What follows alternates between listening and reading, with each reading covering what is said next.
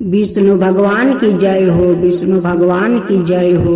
महात्म में जो मनुष्य इस व्रत को करते हैं उसके सब पाप छीन होकर नष्ट हो जाते हैं। यहाँ तक कि बर्मा हत्या, सौरन चोरी, मद्यपान, गुरु पत्नी या पर स्त्री के साथ किए व्यभिचार तक के पाप भी दूर हो जाते हैं, यानी समस्त पापों से मुक्ति मिलती है। मन स्वच्छ भावनाओं से भर जाने के कारण आत्मा शांति मिलती है। ऐसा कहा जाता है कि इस व्रत की गाथा को पढ़ने या सुनने मात्रा से 1000 गौदान का पूर्ण फल प्राप्त होता है। यह व्रत पिशाच गीति को भी नष्ट करता है। इसका अनुष्ठान करने से समीप पुण्य का फल प्राप्त होता है। पूजन विधि विधान पाप मोचनी एकादशी व्रत चैत्र मास कृष्णा पक्ष की एकादशी के दिन किया जाता है। इस दिन स्नान नदी से निमृत होकर श्री हरि विष्णु जी का पूजन विधि अनुसार धूप दीप नैवेद्य से करके भोग चढ़ाए, प्रसाद सब में बांट कर अपनी श्रद्धा अनुसार ब्राह्मणों को भोजन कराए। समस्त अनुसार दान दक्षिणा दे, उपासना के अन्न और नमक का सेवन ना करे। इस गाथा का उल्लेख श्री पद्म पुराण में इस प्रकार की मिलता है। प्राचीन काल में चैत्रा रथ नाम के एक वन में देवराज इंद्र देवताओं और अप्सराओं के साथ वसंत ऋतु का आनंद ले रहे थे। इस सुंदर अतिथिया वन में मुनिगण तप करते थे।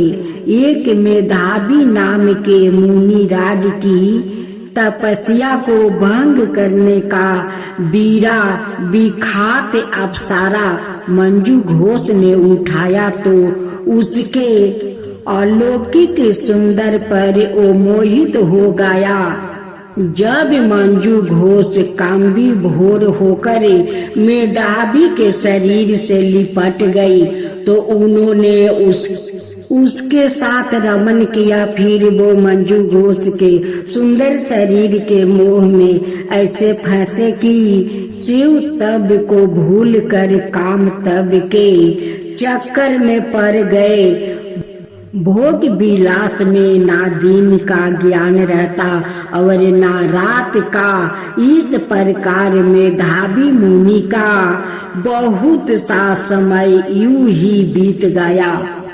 एक दिन मंजू घोष ने मेधावी से देवलोक जाने की आज्ञा मांगी तो उसने कहा कि अभी संध्या काल है, संध्या काल में तो तुम आई हो, सुबह चली जाना। इस तरह मुनि ने 57 वर्ष से अधिक समय तक रमन करते हुए बिताया, फिर भी उनकी पिपासा शांत नहीं हुई। मंजू घोष के बार बार देवलोक जाने की बात से मुनि ने क्रोधित होकर कहा, तूने रूप जाल में फंसाकर मेरा सारा तप नष्ट कर दिया है, इसलिए मैं तुझे श्राप देता हूँ कि तू पिशाचिनी हो जा। इस पर मंजू घोष ने मुनि से निम्रता पूर्वक कहा, आप क्रोध त्याग कर श्राप से निवृत्त करने के उपाय बताइए। मुनि ने तब उसे चैत्र मास की कृष्णा पक्ष वाली पाप मोचनी एकादशी का व्रत करने को कहा। मुनि ने बताया कि पाप मोचनी एकादशी का व्रत करने से तुम्हारे सारे पापों का नष्ट होगा और तुम्हारी पिशाचिनी योनि का क्षय होगा। ऐसा कहकर मुनि अपने पिता च्यवन ऋषि के आश्रम में चले गए। वहां उन्होंने अपने पाप कर्म बताया तो च्यवन ऋषि ने उन्हें वही व्रत करने को कहा। पिता के वचन सुनकर मुनि ने व्रत किया, जिससे उनके सारे पाप नष्ट हो गया। उसे अप्सरा मंजू घोष ने भी इस व्रत को किया, जिसके प्रभाव से वो भी पिशाचिनी योनि से मुक्त होकर दिव्या रूप धारण कर स्वर्ग चली गई। विष्णु भगवान की जय हो। पाप मोचनी एकादशी व्रत कथा आप जरूर सुने। कृष्णा भगवान कहते हैं कि पाप मोचनी एकादशी व्रत करने में जितना फल मिलता है उतना उनकी कथा सुनने में फल मिलता है। बाजिन को पुत्र मिलती है, निर्धन को धन मिलती है, कोरिया को काया मिलती है। इस एकादशी व्रत करने से और उनकी कथा सुनने से सारे पाप मोच जाता है।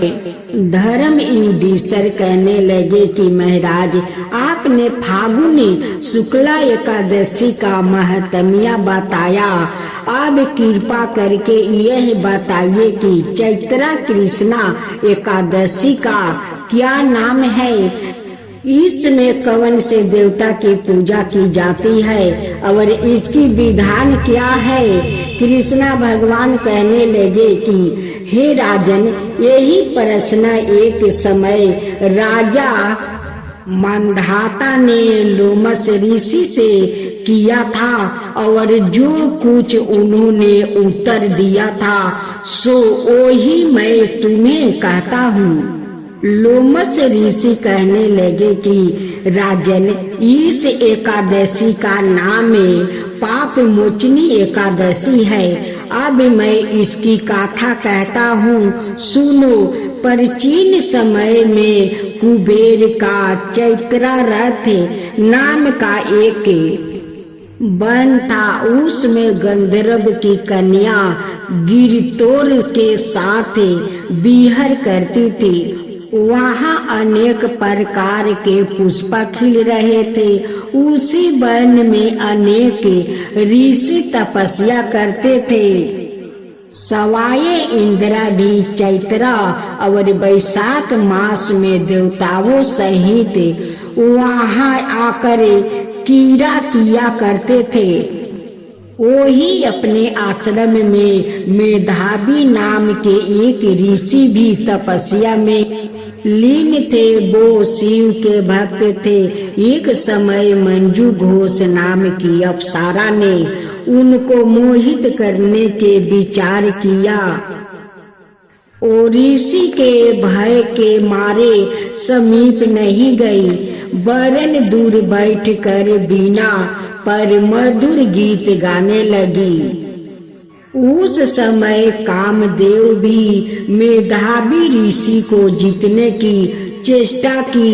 उन्होंने उस सुंदर अप्सरा के भू को, धनुष कटाक्ष को, डोरी से नेत्रों को, धनुष की लचक कुंचों को कुरी बनाकर मंजू घोष को सेनापति बनाया। उस समय मेधावी ऋषि भी युवा और हष्ट पुष्ट थे, साथ ही योग पवित्र और दंड धारण किए हुए ब्रह्म तेज से युक्त थे।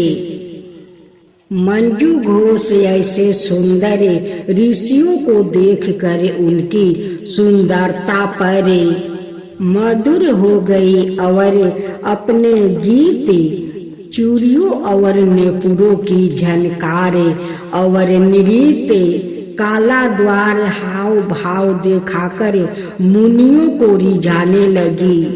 पर्याप्त समय तक यह कर्म चलता रहा और अंत में कामदेव ने ऋषि को पराजित कर दिया। फल सावा रूपे ऋषि मंजू घोष के साथ रमन करने लगे और काम के इतने वशीभूति हो गए कि उन्होंने दिन और रात्रि का कुछ भी विचार नहीं रहा। इस प्रकार बहुत समय बीत गया। तब एक दिन मंजू घोष कहने लगी, ऋषि जी बहुत दिन बीत गए, अब मुझे स्वर्ग जाने की आज्ञा दीजिए। मुनि ने कहा, आज इसी संध्या को तो आई हो, प्रात काल होने पर चली जाना।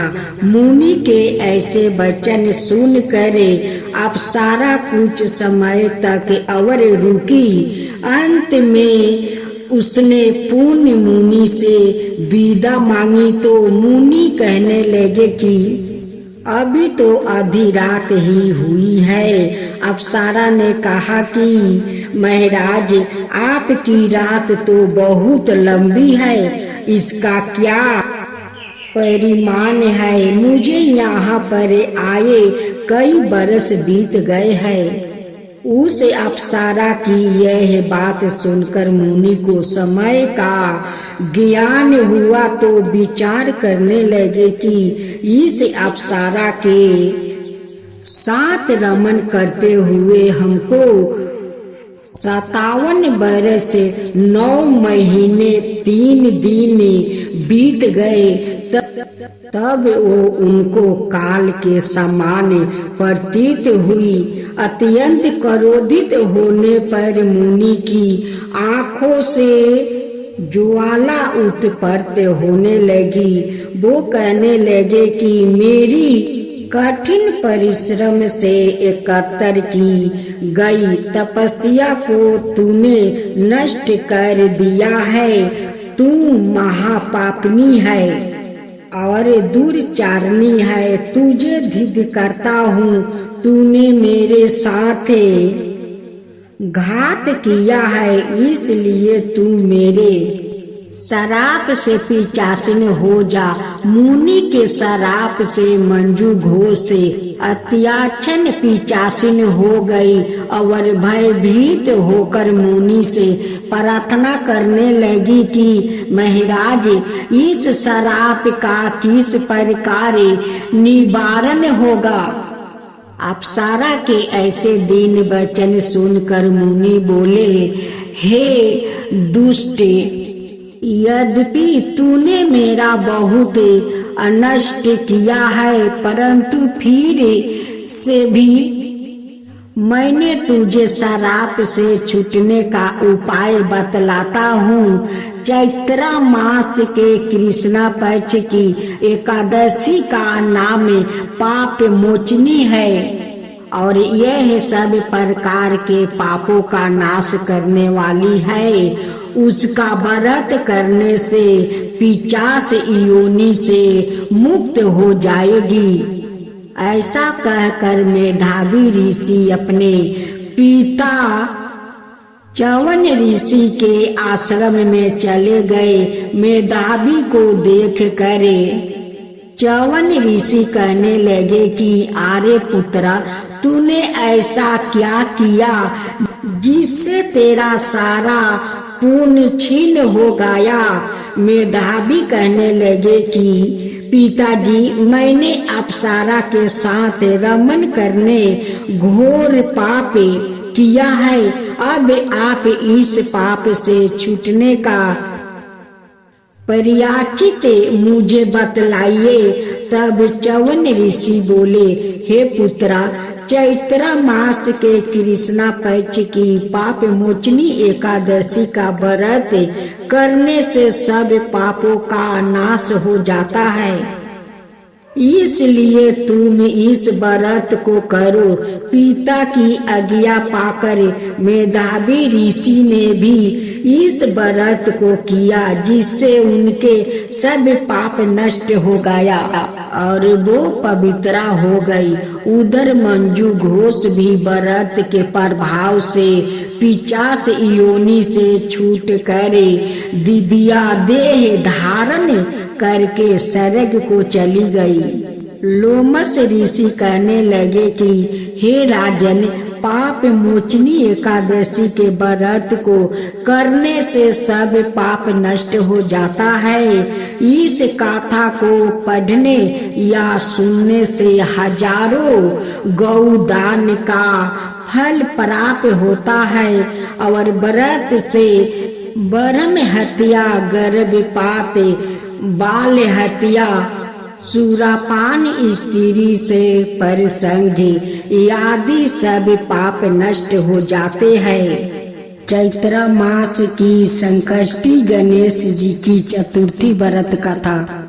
एक समय की बात है, कैलाश पर माता पार्वती और श्री गणेश जी महाराज विराजमान थे। तब 12 माह की गणेश चतुर्थी का प्रसंग चल पड़ा। पार्वती जी ने पूछा कि हे पुत्रा, चैत्र कृष्णा चतुर्थी को गणेश की पूजा कैसे करनी चाहिए? चैत्र मास के गणपति देवता का क्या नाम है?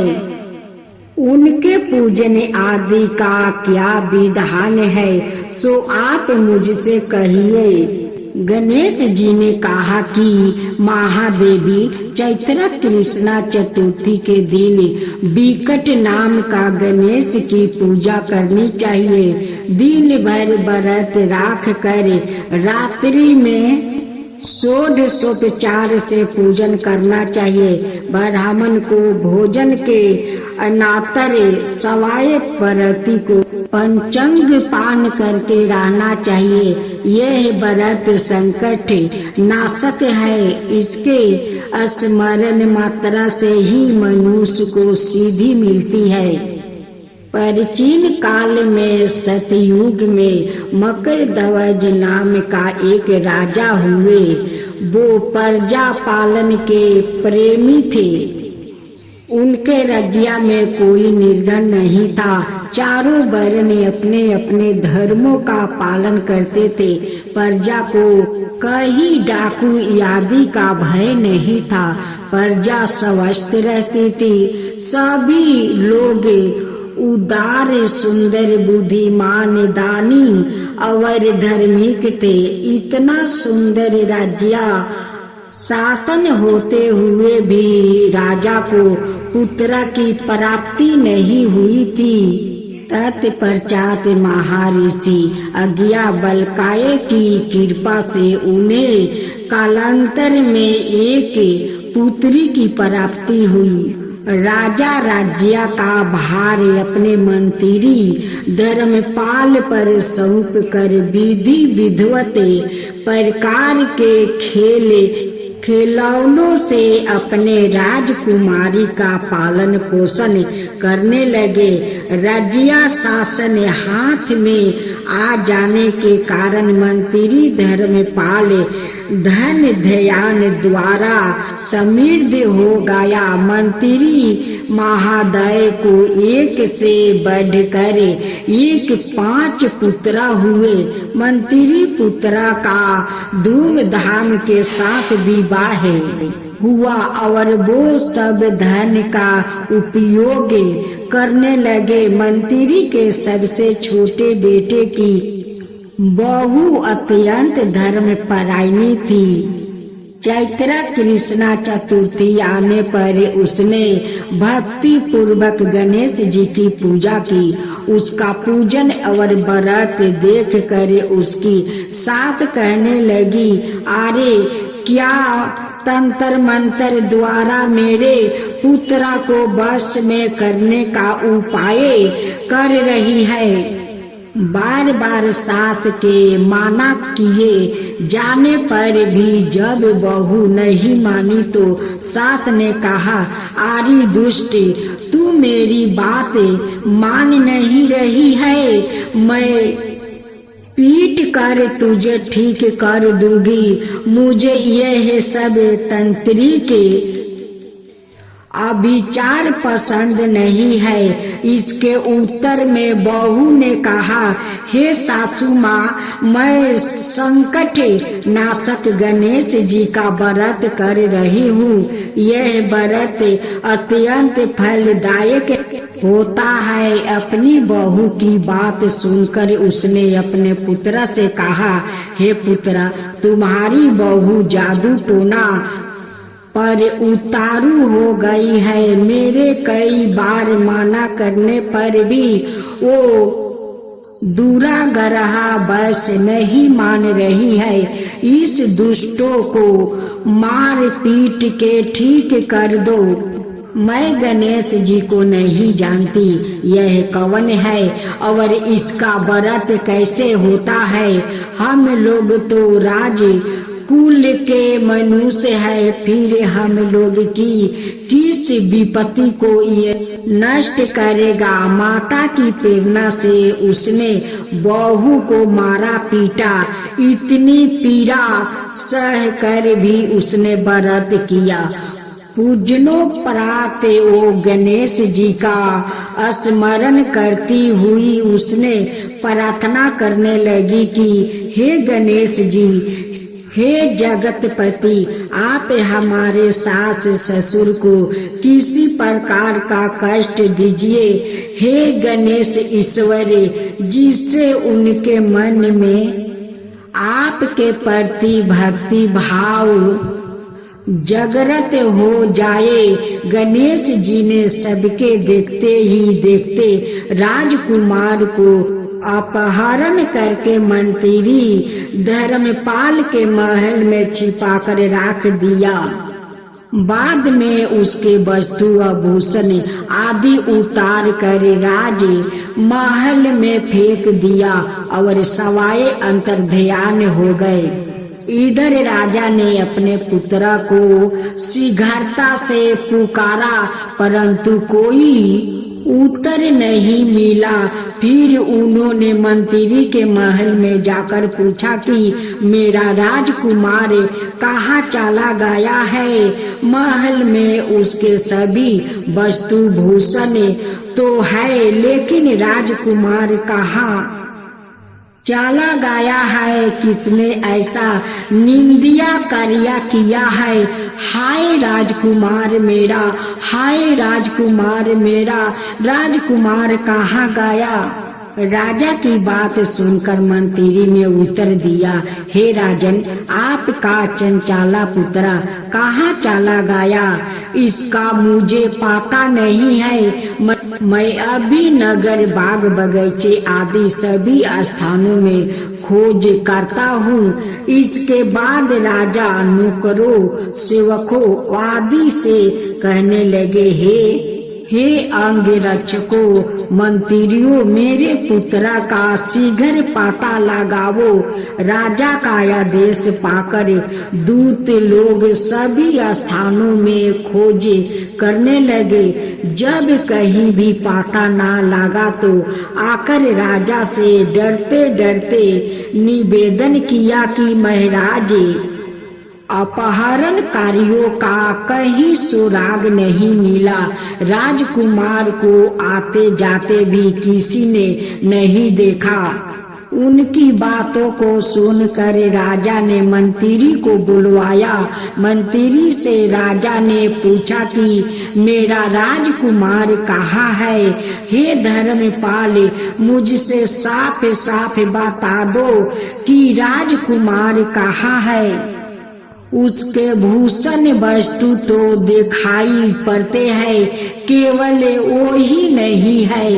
अरे नीचे मैं तुम्हारा वध कर डालूंगा, तेरे कुल को नष्ट कर दूंगा, इसमें जरा भी संदेह नहीं है।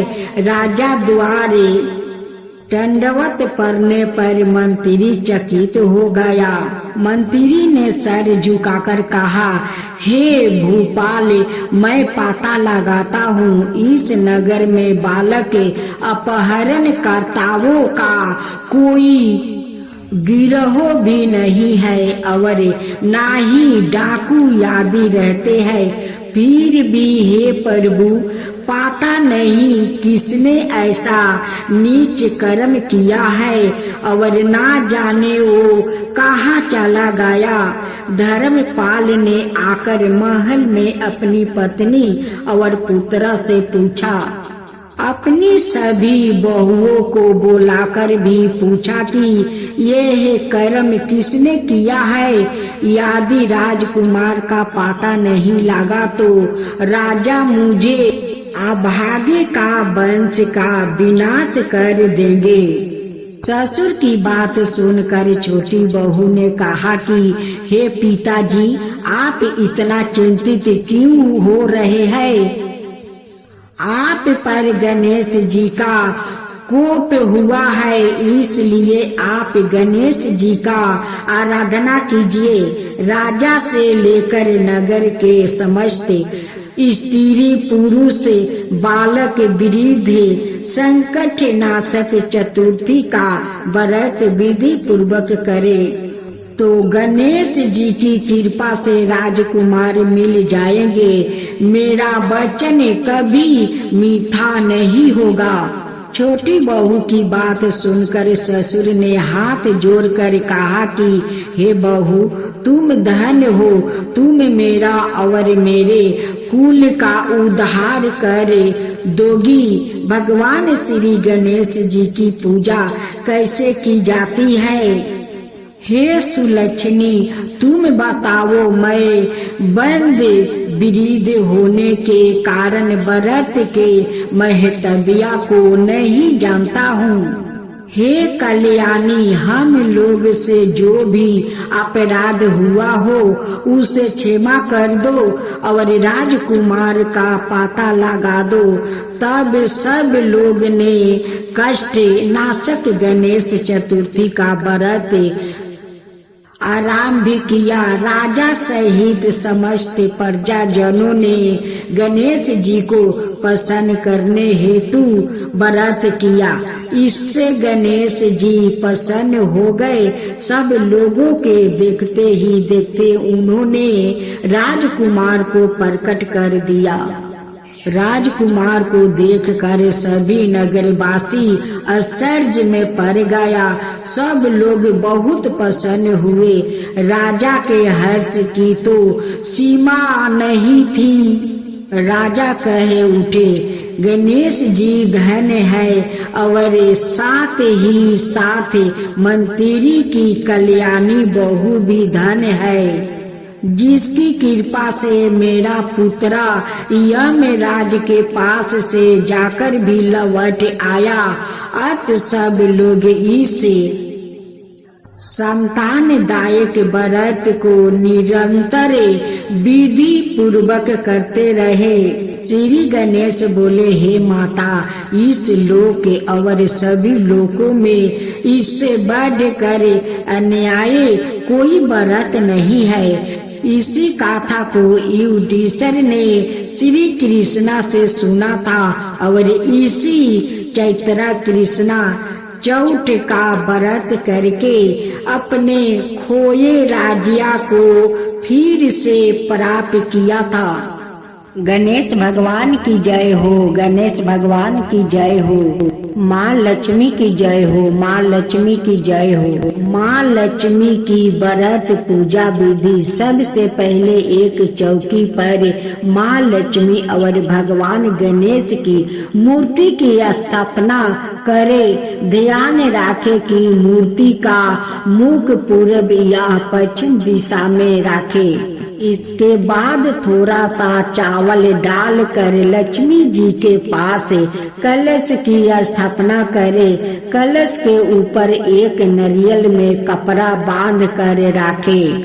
इसके बाद गणेश जी के और चावल की 16 डेरिया बनाए या 16 मातृका की प्रतीक है। 9 ग्रह और 16 मृतका के बीच अवस्थित का चिन्ह बनाए। साथ ही 11 दीपक, खील, बतासे, मिठाई, वस्तु, आभूषण, चंदन का लेप, सुंदर कुमकुम, सुपारी, पान, फूल, दूभा, चावल, लवंग, इलायची, केसर, कपूर, हल्दी, दूब, अगरबत्ती। इसके बाद विधि विधान के साथ पूजन करे। सबसे पहले गाथा का पाठ करे। अंत में भगवान गणेश और माँ लक्ष्मी की आरती करे। एक गांव में एक ब्राह्मणी रहती थी। वो दिन प्रतिदिन भगवान विष्णु की आराधना करती थी। भगवान विष्णु उसकी भक्ति से बहुत प्रसन्न हुए और उन्हें अपनी प्रिया भक्त को दर्शन दिया। साथ ही ब्राह्मणी ने कहा कि तुमने जो वरदान मांगना है तुम मांग सकते हो। जब ब्राह्मणी ने इच्छा जाहिर करते हुए कहा कि वो चाहती है कि उसके घर में माँ लक्ष्मी का वास हो जाए।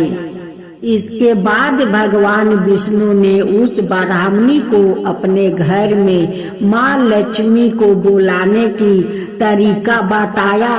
भगवान विष्णु ने बताया कि तुम्हारे घर में कुछ ही दूरी पर जो मंदिर है वहाँ एक स्त्री आती है और वहाँ आकर उपले थापती है, तो तुम्हें उसे अपने घर आने का निमंत्रण देना होगा। वही माँ लक्ष्मी है। ब्राह्मणी ने भगवान विष्णु के कहे अनुसार ही किया। ब्राह्मणी ने उस स्त्री को अपने घर आने का निमंत्रण दिया। तब माँ लक्ष्मी ने उस ब्राह्मणी से कहा कि वो 16 दिन के लिए माँ लक्ष्मी की पूजा करे। माँ लक्ष्मी के कहे अनुसार ब्राह्मणी ने 16 दिन तक माँ लक्ष्मी की उपासना की। माँ लक्ष्मी ने फिर उस ब्राह्मणी को आशीर्वाद दिया और उसके घर में निवास किया। तभी से जो व्याकृत चैत्र महीने के माँ लक्ष्मी की इन 16 दिन तक उपासना करता है, माँ लक्ष्मी उसे प्रसन्न होकर उसे सुख समृद्धि का आशीर्वाद देती है। आज आप सुने यमराज की कथा। एक समय की बात है जब पृथ्वी लोक पर बाबुरु वाहन नाम का एक राजा हुआ करता। उनका राज बड़ा ही सुख था, समृद्धि था। राजा भी बड़े दयालु थे। इस राज में एक ब्राह्मण हरिदास भी निवास करता था।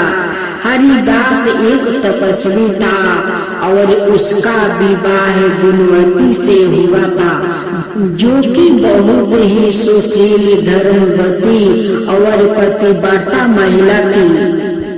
गुणवती ने जीवन भर में सभी देवी देवताओं की उपासना की और सभी प्रकार के व्रत की और दान धर्म भी किया करती थी। इसके अलावा अतिथि सेवा को भी अपना धर्म मानती थी।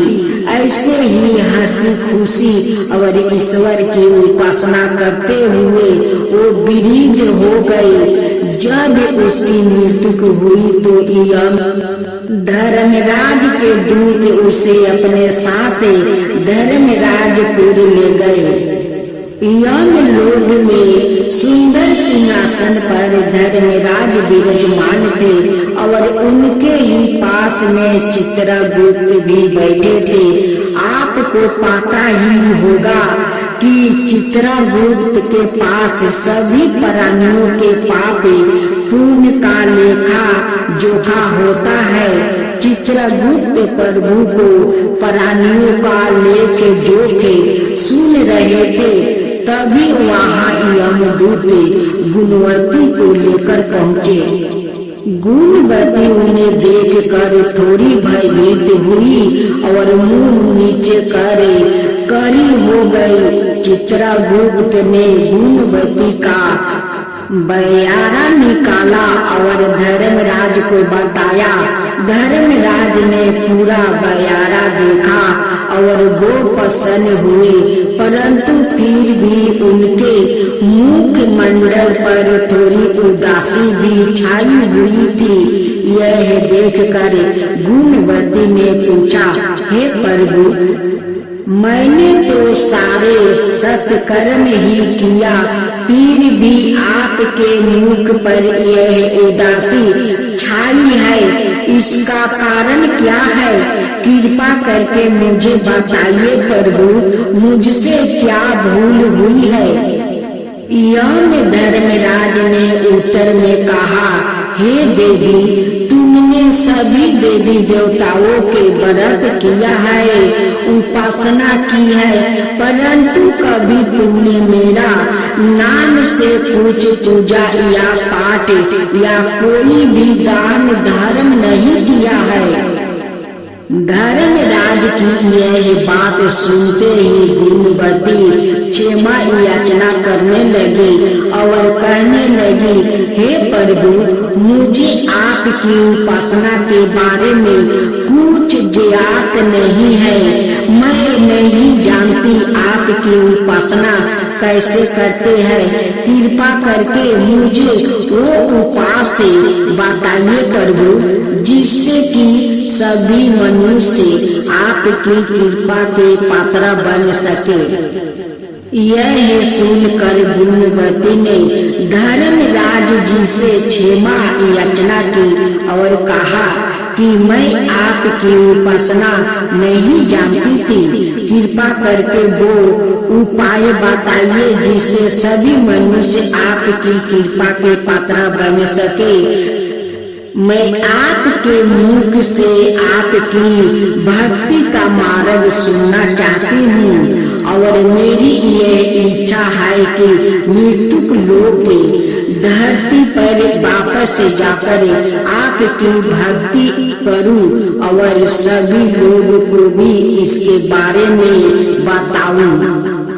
धर्मराज जी ने उसकी विनती सुनकर बताया, जिस दिन सूर्योदय उत्तरायण में प्रवेश करते हैं, यानी कि मकर संक्रांति के दिन मेरी पूजा शुरू करना चाहिए और उस दिन से लेकर पूरे 1 बरस तक मेरी पूजा करते हुए गाथा सुनना चाहिए और एक दिन भी पूजा या गाथा नहीं छूटनी चाहिए। साथ ही पूजा करने वाले व्यक्ति को धर्म के इन 10 नियमों का पालन करना चाहिए।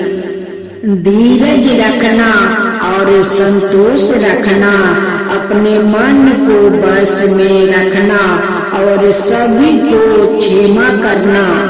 हे यमराज भगवान, जो आपका गाथा कहे, जो सुने, जो हुंकार भरे, उन सब का ऊपर कृपा करना। हे यमराज, सबके ऊपर कृपा करना। यमराज की जय हो, यमराज की जय हो।